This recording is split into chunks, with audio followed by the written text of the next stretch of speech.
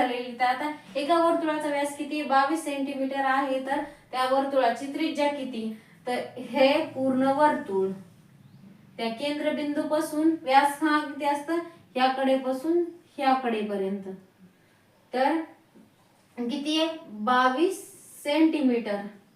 तर आपली त्रिज्या काय असेल, त्याच्या अर्ध्यापट म्हणजे 11 सेंटीमीटर. तर आपला 22 सेंटीमीटर सेमी व्यास आहे, तर त्याच्या अर्ध्यापट काय असेल, त्रिज्या 11 सेंटीमीटर.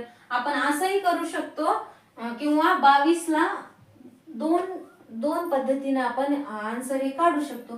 तर 2 भाग द्यायचा बरोबर 11. तर हे झालं वर्तुळाच्या म्हणजे त्रिज्या कशा काढायची. सुरुवातीला आपण काय पाहिलं, सुरुवातीला त्रिज्या दिलेली होती आपल्या क्वेश्चन मध्ये. ह्या क्वेश्चन मध्ये आपल्याला